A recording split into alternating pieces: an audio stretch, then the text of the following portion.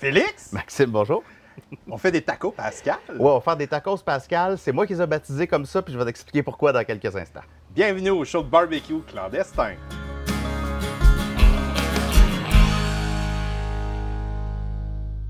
Félix, fait qu'on fait des tacos Pascal. Ouais. Pourquoi ça s'appelle comme ça? Bon, je me suis inspiré de la recette de Pâques de ma grand-mère, et puis je te rassure tout de suite, ma grand-mère faisait pas des tacos à Pâques, non. Non? Mais Avec de l'eau de Pâques? non plus. Elle faisait, bien sûr, du jambon à l'ananas. Nous Ouais. autres, c'était ça la tradition à Pâques. Fait que là, moi, je suis un maniaque de tacos, maniaque de sauce piquante aussi. Bon, les gens vont le voir à mesure qu'on va avancer là-dedans. Donc, moi, ce que j'ai développé, c'est des tacos au porc avec de l'ananas dedans. Comme El Pastor? Je sais pas, c'est ça le nom? C'est, Bon. ouais, des tacos El Pastor. Va avoir des gros morceaux d'ananas. C'est pas obligé, OK. mais ça va être à base de porc. Bon. Et avec de l'ananas souvent. Ben tu vois, moi, je savais même pas que ça existait. Ah, J'ai fait ça ouais. inspiré de nos recettes dentaires du Pastor, canadienne-française. Pascal, Ben c'est là, peut-être bon, qu'il y a quelque là. chose là-dedans, je sais pas, mais en tout cas, il n'y a personne qui s'appelle Pascal dans mon histoire, c'est tout simplement pour faire un objectif avec le mot Pâques. Fait que c'est ça. Écoute, on commence? Ben oui. Oui. Je te propose qu'on fasse en premier une espèce de petite vinaigrette marinade. Ça nous sert pour à peu près toutes les étapes. Ça va servir autant à mariner la viande qu'à badigeonner nos légumes tantôt. Fait que pour commencer, on va faire cette petite marinade. C'est très, très simple. Il va y avoir un petit peu de lime j'y dedans. coupe? Ben oui, s'il te plaît. Puis Yes. tu sais qu'il faut rouler la lime en premier. Oui. Hein, pour pouvoir Chose aller que je chercher n'ai le pas plus. fait tantôt. Très important. Là, toi, de tu veux bien des rouler notre quartiers lime. pour les écraser? Exactement, s'il vous Super. plaît. Puis moi, je vais utiliser tout simplement un peu d'huile d'olive. Puis là, je vais vraiment à la bonne franquette. Là, je vais mettre à peu près un petit fond d'huile d'olive. Je vais enlever ça dans la caméra. Et puis, un petit peu de cette Cholula originale ici. Fait que là, tantôt, au pire, j'en ferai un petit peu plus. Mais là, regarde, on a lime, Cholula, je le répète, puis avec de l'huile d'olive là-dessus. Oui. Ça va être suffisant pour pouvoir badigeonner notre viande. Puis je pense qu'on va mettre même la viande sur le grill pendant qu'on va couper les légumes parce que Excellent. c'est pas très très long. La viande, on va pouvoir la mettre sur le grill à feu quand même bas. OK? Tu sais, ouais. Fait que je peux partir le barbecue. Ben, je pense que oui, vas-y. Puis Puis- moi, je vais commencer à couper ça, OK? Je vais aller chercher les côtelettes aussi. Pour la coupe, là, c'est vraiment pas très comment dire, difficile. Moi, j'enlève toujours là, l'espèce de... J'ai pris des petites côtelettes de porc, tout simplement, des chops de lard, comme disait mamie. Et puisque c'est inspiré de sa recette de Pâques, ben, je vais continuer d'utiliser le terme chop de lard. Mais regarde, j'enlève le gras, ou presque. Il reste un petit peu ici, on va enlever ça. Là, on va tout simplement, après ça, badigeonner, merci beaucoup, le porc avec la petite concoction que je vous ai montré il y a quelques instants à peine. Un petit peu de cette marinade / vinaigrette. Puis je dis vinaigrette parce que la Cholula, il y a ça de particulier avec cette sauce-là, c'est que moi, je l'utilise, justement, c'est con à dire de même, là, mais à toutes les sauces.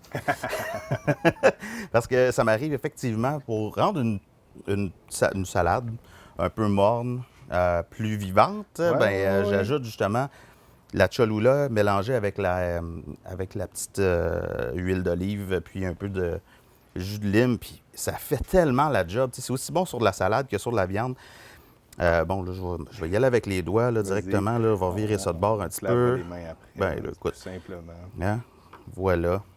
Puis c'est niaiseux, je sais pas si j'ai besoin de le dire, mais je vais le dire quand même. Il faut les mettre dans ce sens-là de la grille. Hein? Oui. Pour pas que ça tombe, parce qu'après ça, ça devient difficile à gérer sinon. Là.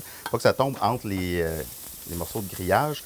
Vous allez voir, même des fois, ça va avoir tendance à vouloir y aller. Là, même avec la petite huile qu'on a là-dessus, quand elle va couler dedans, ça va aller nous chercher des belles petites flammes. As-tu besoin de faire griller les ananas? Oui, on va avoir besoin de Fait faire qu'on va griller ouvrir les un ananas. autre, S'il vous plaît. Et puis, on va eux aussi les badigeonner. L'affaire, c'est qu'on ne va pas toutes les faire griller. On va surtout les faire griller pour impressionner la galerie, pour impressionner les gens qui viennent nous voir. Nous autres, on fait ça, faire griller des ananas, puis c'est bien, bien fancy. Mais moi, je veux en garder aussi qui ne sont pas grillés, parce que je trouve que les pas grillés, ouais. à côté, on va faire une espèce de mélange. Il y en a qui sont grillés, ça va être bien beau de voir les traces du barbecue dessus. Puis on va s'en faire aussi qui vont être juste à côté, juste des petits morceaux. Ah. Ouais, voilà. Tantôt, il y a quelqu'un qui a posé la question si on fermait le couvercle ou pas. Un bon truc pour savoir quand est-ce qu'il faut fermer son couvercle ou pas, on pense à notre four puis à nos ronds de poêle. Uh-huh. Si on fait griller un rond de poêle, genre à la sauteuse puis tout ça sur le dessus, on garde le couvercle ouvert. OK. Et si on pense à four, on l'aurait mis dans le four à l'intérieur, Là, on on le ferme. ferme notre couvercle. On va tout simplement couper nos piments. Puis garde là, il n'y a vraiment pas grand-chose là. C'est tout simplement de se faire Des lanières. des lanières qu'on va Ouais. mettre dedans. Là, encore une fois, en général, quand on pense bouffe mexicaine, on dirait qu'on pense absolument à vouloir les faire chauffer avec le reste. Mais moi, je ne fais jamais chauffer, Tu fais pas griller tes poivrons. jamais griller les poivrons, aucunement. Je trouve que ça... Moi, j'ai ça un feeling qu'il faut flipper le Vas-y, porc, vas-y, hein. s'il vous plaît, pendant ce temps-là, pendant que je vais faire ça. Parce qu'un bon piment rouge, croquant, frais, ça ajoute vraiment, j'en salive juste d'en parler, là, ça ajoute vraiment un petit quelque chose dans le tacos. Le tacos ne vient pas nécessairement non plus dans la hard shell, la coquille dure, Qui est habituellement. très américain. C'est ça. Tu sais, on la voit comme ça normalement, là, notre coquille de tacos. Oui. Ce qui est intéressant, c'est que là, je t'en ai amené des petits pains comme ça, des tortillas de maïs. Que Et j'adore. Là, c'est ça qui fait vraiment la différence aussi. Ouais, un truc que j'aime beaucoup faire avec les ananas, tu te fais un mélange cassonade rhum Oh! avec OK. un peu de cannelle. OK. Tu badigeonnes tes tranches d'ananas, idéalement cru, frais dans le fond. Mhm. Mais j'imagine qu'en canne, ça fonctionnerait aussi là, si on est en plein milieu de l'hiver puis on veut se réchauffer un peu le cœur. Là. On a ici une petite sauce forte, rhum et chipotle qu'on va pouvoir utiliser. À la fin, je l'ai choisi justement pour ça, le chipotle, le côté fumé, puis rhum qui vient donner un petit côté piquant. Mes avocats, là, je fais la même chose. Je vais les badigeonner avec ma petite préparation du début avant de les mettre sur le grill. Fait que je mets ça comme ça. Fait que tu nous as amené un beau fromage. Oui. Fromage du village. La fromagerie du village de Lorrainville au Témiscamingue. Ouais. Premièrement, ils ont des produits incroyables. Fait que là, on va aller chercher le petit côté fumé dans ce cheddar-là. Mais c'est important d'avoir justement un fromage qui est fort.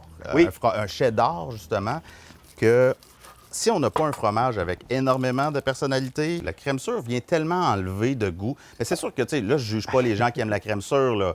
Maxime, je suis pas en train de dire à tes auditeurs de décrocher, là. Si vous aimez la crème sûre, Hey, je suis OK, pas mettez-en. Ben voyons.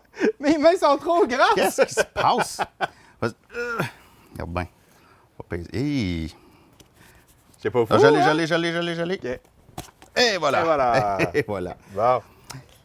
Donc, c'est ça. Crème sûre, je trouve que ça enlève trop de goût. Puis la salsa, c'est trop industriel. Une bonne salsa faite dans la région, pourquoi pas celle de l'Éden Rouge, peut-être? Ah, ils font de la sauce. L'Éden Rouge au Témiscamingue ont OK. une super bonne salsa.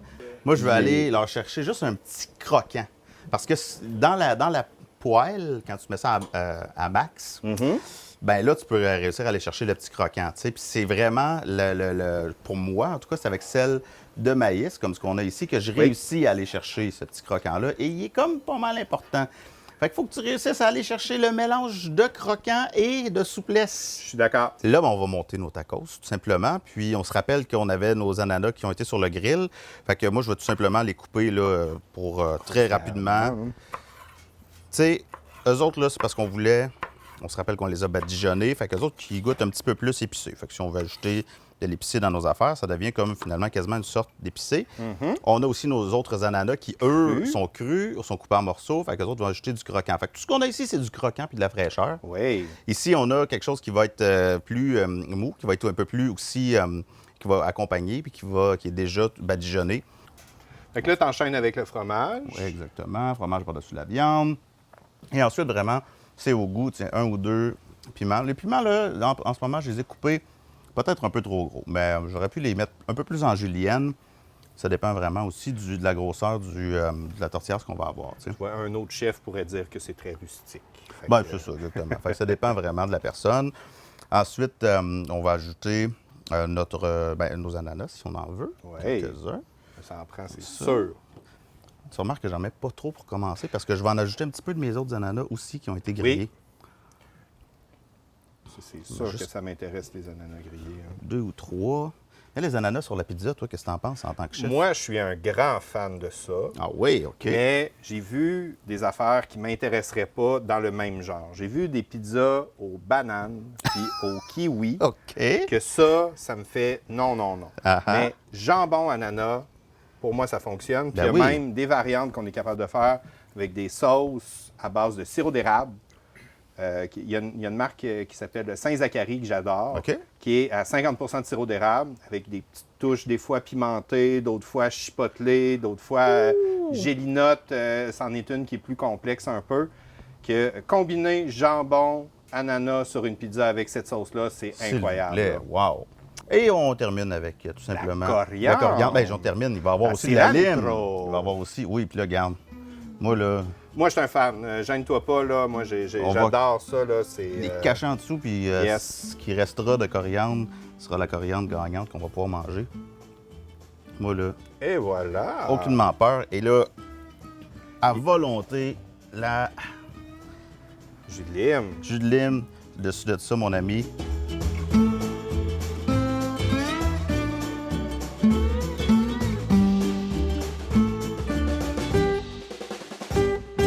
Fait que là, t'as amené des sauces piquantes.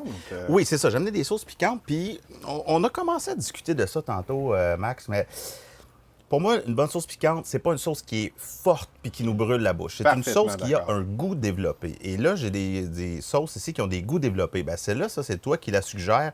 Tequila lime. Et elle vient rejoindre aussi l'idée que j'avais avec la Cholula de chili lime. Oui. Mais tequila, lime, fireballs, moi, je les adore, justement. Celle que j'ai amenée, moi, c'était la rhum et chipotle, qui est aussi pas très, très forte. Oui. Les deux sont à deux, en fait, dans Oui. leur espèce de petite échelle. Là. Je pense qu'on le voit bien à la caméra en ce moment. Oui.